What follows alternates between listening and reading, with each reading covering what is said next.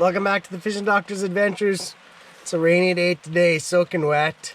Not sure how much I got on this camera, but stick around. We'll go do some bobber downs, catch some on jig, maybe a spinner. Not sure what I got on camera. We'll have to see later. Somehow this wet weather, my camera gets a little wonky. Let's go get him. Today I was out fishing beside some other guys I didn't really know. Until later I found out the two guys below me was actually Adam, who I know. And so when I'm fishing with a bunch of people around, I don't usually talk to the camera all that much. So I'll have to narrate this one and tell you what's going on. Here we are fishing in this nice clear water in the beginning of November in the rain. And the key today was roe. The roe bite was just unreal. As you'll see, there's multiple double, triple hookups, bobbers dropping down all over the place. And this gentleman right below me, he kept hooking up. And I just had broke one off on a hook set. Went to change my hook, and then both of these guys hook up, as you saw. Guy right below me had one that got off, and then Adam right below hooked up at the same time. And this happened a couple times that day.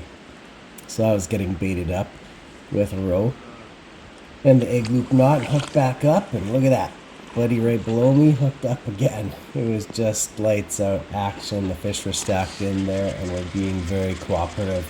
With the rain coming down and the water super clear, all you have to do is be patient and get ready for those bobber downs. I've tried to highlight the bobbers that you should watch in the video by a little red circle or an arrow during this video so you can see what's going on. And the guys below me were really hooking up like crazy, and I wasn't getting them. Sometimes it's because you just don't have the drift, and I was a little bit higher than them, so the fish were sitting maybe a little bit lower. The key is to watch the other guys drift and watch exactly where their bobbers are going down, because if you can drift that area and test it out, you might actually get fish. The key is, if you're not getting hit, try to adjust your float length, because they might be running shallower than you or deeper than you. And making those fine adjustments can sometimes lead to hook you up with more fish, especially if someone right beside you is hooking up. Now, there's a chance that the fish don't like your roe that day. That could be the case, and the other guy has just nice fresh roe that the fish like. But if you have decent quality roe, that usually isn't the issue. It's more of you have to be in the right place at the right time. So get your float and your bait down to where the fish are, put it in front of them, and you're more likely to catch them. There were some nice chrome fish out there that day, even into November. You just have to go through some colored up fish. Now you'll see I'm playing with my hook there. What I'm doing is every time I catch a fish or change my bait, I always fill the tip of the hook. Sometimes you'll get a dulled hook point or a bent over hook point, so it just doesn't grab flesh really well. So great thing is, on shore you have rocks everywhere. Grab a little smooth rock and you can actually sharpen your hook, or you can use a stone. You can put a stone in your pocket and then sharpen your hook. I sharpen my hook several times a day, which I find really helps with the hookup success, because you'll see even the guys beside me will all swing and miss fish, and sometimes it may just be because the hook point isn't sharp. Sometimes, just you miss fish. That happens. This one is interesting. I actually just started to retrieve the bait, and the fish actually grabbed it right when I slowly started to pull. So be ready in case that happens. If you feel some pressure right when you start reeling, because sometimes when that roe just stops, the fish grab it, and is a good thing to keep in mind. Set that hook to reel them in and catch another fish. Look at these guys below me. They just keep hooking up like crazy. But it doesn't matter to me. I love seeing other people catch fish too. At least someone is catching fish, and sure, I love if it's me, but if it's someone else on the run, you just need to adjust things until you're also getting into the fish. Look at that, I broke my line again. I kept breaking my line this day on the hook set. Sometimes I set the hook too hard, especially with my braided line. Look at this icy morning. November 15th, I think. No ice on the lakes in the interior. I usually like to go ice fishing. But today, I'm back on the river, see if we can catch a fish. Nobody's out here. That's what I love about this time of year, but that usually means there aren't that many fish around either, unfortunately. Well, I'll try. We'll give her the old college try, as they say. See if we can't get some bobber downs. So stick around. Beautiful sunny day. I'm sure it'll warm up soon. Look at that, ice. But the sun's warm, so it'll warm up. We'll get them. Stick around. Okay, you can probably see that bobber really well. Hopefully it goes down first cast. These fish haven't seen anything since probably yesterday. I was here a few days ago and they're really stacked up in here. I can see a few out there right now. I see some black shadows right around here. So let's see if it goes down. Nope.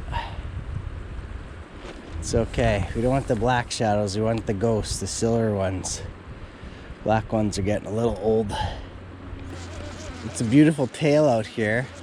If they were sitting out there and the tail out, I could cast a spoon. Nice and slow water. Might try that a little later.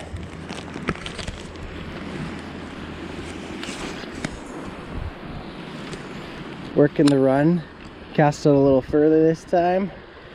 And right on the edge of that seam water. Might be a little deeper out there than I'm running.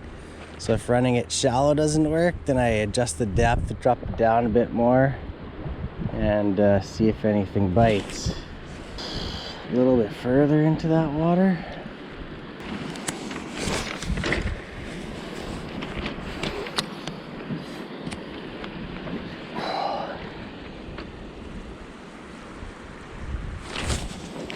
Oh yeah, I got one.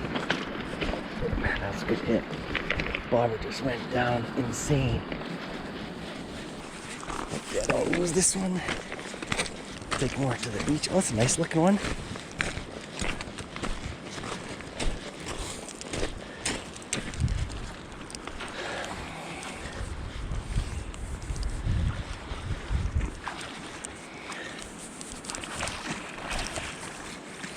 Is it a hatchery? Looks like a hatchery. Yeah, it's a hatchery. Beautiful buck. Yes. Look at that. Beauty buck. That was a sweet bobber down. That one went down so hard. I was probably floating a little short. And he just came up and crashed it, grabbed it, went back down. That's when you get the really nice float downs, even in slow waters, when they have to come up a little bit to grab it. When they only have to move laterally, it's more like you snag them because they just grab it and hold it. And your bobber goes down as the water carries it, so it tips like this. But that one just poof, gone.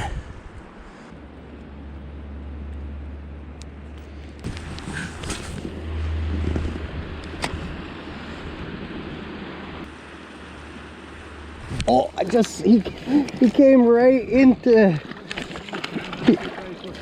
yeah, he hit right there. But that looks like a trout. What is that? It's a hatchery. Is that a hatchery coho? It's just a real skinny one. That's definitely coho. It's a coho. It's just a skinny one. Skinny is right. Jeez. Oh well, I'll keep him. He's shiny. I saw him bite in a few inches of water. He just came right in and. Yeah. I've never seen one. Yeah, that is. Yeah, that's a coho. That's not a steelhead. That's why I thought it looks like the body shape of a trout. Strange looking coho.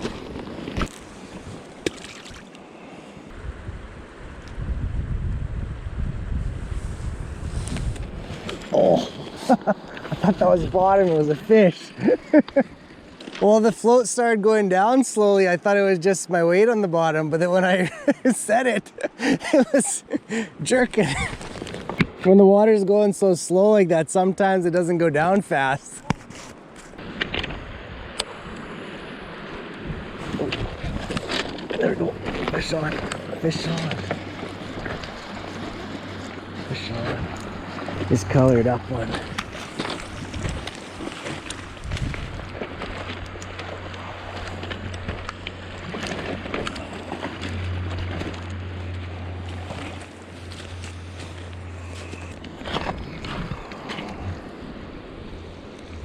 It's a colored up one.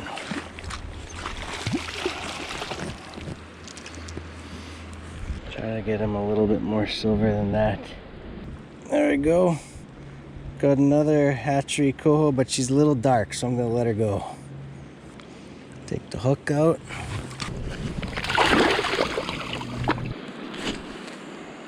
That was the slowest takedown ever. You probably saw it on the camera. That's because the water isn't moving there.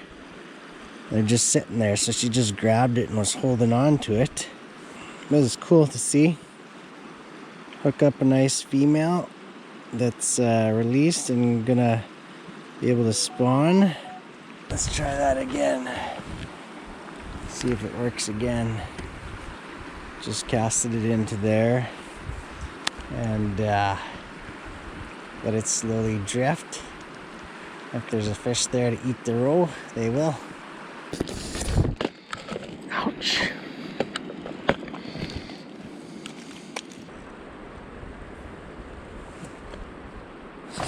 Oh, such quick little bites.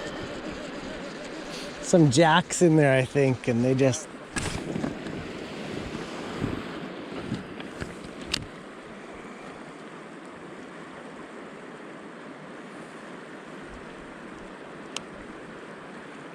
There we go. Dark one.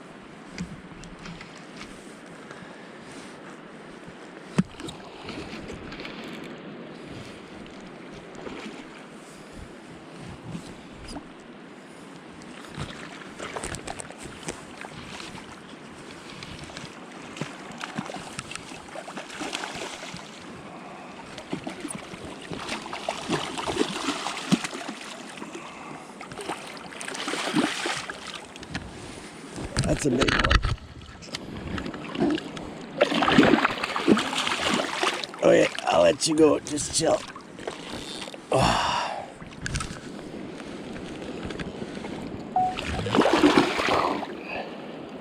I know some guys who are fishing there, like fly fishing on the weekend. They did decently. Like nice chrome jacks. Well, that one's pretty decent.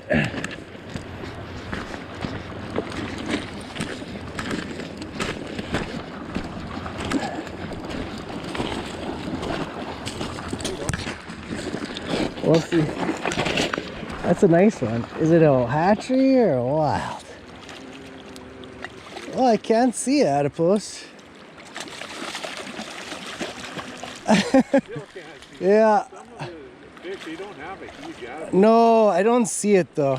It looks like it's absent. Yeah, it's gone. Yeah, it's gone. Yeah, decent. Yeah. Okay, good night. Yeah, the one I released was a bit darker than that. She had a darker belly already. This time of year, not too bad. Go on the row. meeting at the end of my fishing session here. So in-camera meeting, can't have that stuff being online, so you're gonna have to narrate this last little part again.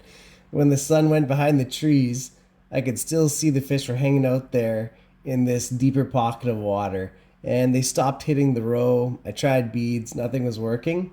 Sometimes when you have a lighting change in the day and later in the afternoon, fish really turn on to like a spoon bite, a spinner bite, or a jig bite. So I always love grabbing a twitching jig and trying to put it through that water, especially that slower, still water that is a bit deeper. You can really work a jig well, and that's what I started doing in this water. And you'll see I'm going to hook up a bunch of fish. And here's the colored up doe that actually bit the jig. And I was using like a purple with some pink and flash jig, and it really seemed to do the trick on this day in order to keep catching fish. Now you'll see I actually came down lower in the run because everyone left. So the pool I was standing right beside, up closer before and casting over with the float. But to jig, to get a better cast and line to jig, I actually moved down below so that I wasn't being seen by the fish and spooking the fish when I was moving and jigging. So I got out of their line of sight, and I just kept hooking up one after another. And then I also fished across the run as well. Like this one got hit across the run in that deeper channel where we were drift fishing in the rainy day. And as you see, you can hook up there as well.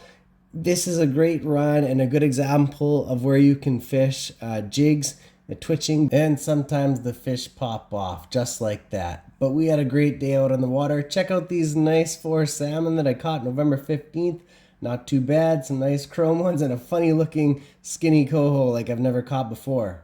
Thanks for watching the video. Hopefully you'll subscribe, like the video, give me a comment below. See you next time. Thanks for watching.